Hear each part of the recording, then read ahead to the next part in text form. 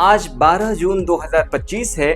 आज पूरे विश्व में विश्व बाल श्रम निषेध दिवस world day against child labour मनाया जा रहा है। पूरे विश्व में बाल मजदूरी को रोकने के लिए पूरे विश्व स्तर पे ये पहल की जा रही है और इसका उद्देश्य ये है कि जो इनकी उम्र बच्चों की कम है उनको बाल मजदूरी से रोकी जाए और उनके बचपन के जो आधार हैं, जो उनकी मूलभूत सुविधाएं हैं, उसको मुहैया कराया जाए। नाजरीन अस्सलाम वालेकुम, आदाब। मैं आपका दोस्त यार मोहम्मद अंसारी और आप इस वीडियो को देख पा रहे हैं हमारे फेसबुक और यूट्यूब चैनल पे। आपसे मुद्दाबाना अपील होगी कि अब तक आपने इस वीडियो के मुतालिक अपने यूट्यूब चैनल को सब्सक्राइब नहीं किया है तो सब्सक्राइब कर लीजिएगा और बेल आइकन नोटिफिकेशन ऑन कर लेंगे और साथ ही हमें फेसबुक पे फॉलो करिएगा ताकि हम इंफॉर्मेटिव वीडियो जो बना रहे हैं उसके मुतालिक आपको नोटिफिकेशन वक्त पर दस्तयाब हो जाए। तो आइए इस बाल श्रम निषेध दिवस के हवाले से आपको कुछ अहम जानकारी पेश करते चलें। मनोवैज्ञानिकों का मत है कि बच्चे जो होते हैं वो कोरा कागज के समान होते हैं। आप उनको कोरे कागज पे जो चीजें उकेरने चाहेंगे वो उभर जाता है, उकेरा जा सकता है। कहने का तात्पर्य और मंशा ये है कि बचपन में आप बच्चों को जिस तरीके के माहौल परिवेश से परिचित कराइएगा, उसमें ढालने की कोशिश करिएगा, वो बच्चा उसी परिवेश में ढल जाता है और उसी तरीके के वो कामकाज करने शुरू कर देता है। अगर बच्चों को शुरुआती दौर में ही उनके मानसिक, बौद्धिक और शारीरिक विकास को अवरुद्ध कर उनको बाल मजदूरी की तरफ ढकेल दिया जाएगा, डाल दिया जाएगा, तो यकीनन उनके बचपन की वो खुशियाँ, वो किलकारी अवरुद्ध हो जाएगी, रुक जाएगी, स्टॉप हो जाएगी। इन्हीं सब चीज़ों को रोकने के लिए सरकार ने एक पहल की है। सरकार की बहुत सारी योजनाएं इस संबंध में चलाई जाती हैं।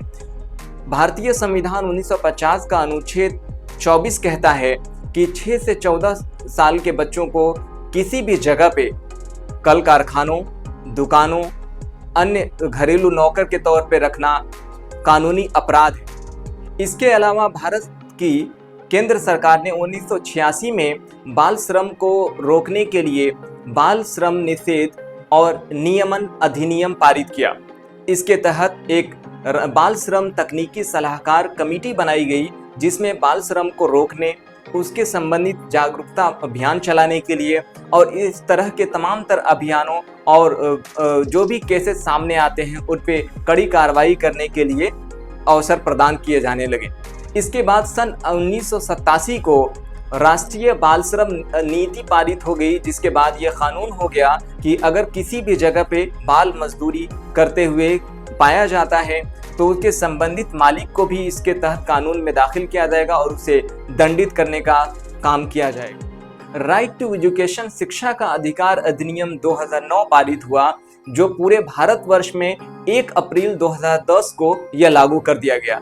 इसके बाद 6 से 14 साल के बच्चों को मुफ्त और अनिवार्य शिक्षा की बात की गई और उनको बाल श्रम से रोकने के लिए तरह तरह की योजनाएं भी चालू की गई। एक आंकड़े के मुताबिक पूरे विश्व में 5 करोड़ बाल मजदूर अभी भी मौजूद हैं और सिर्फ भारत की बात करें तो ये आंकड़ा 2 करोड़ तक पहुंच गया है।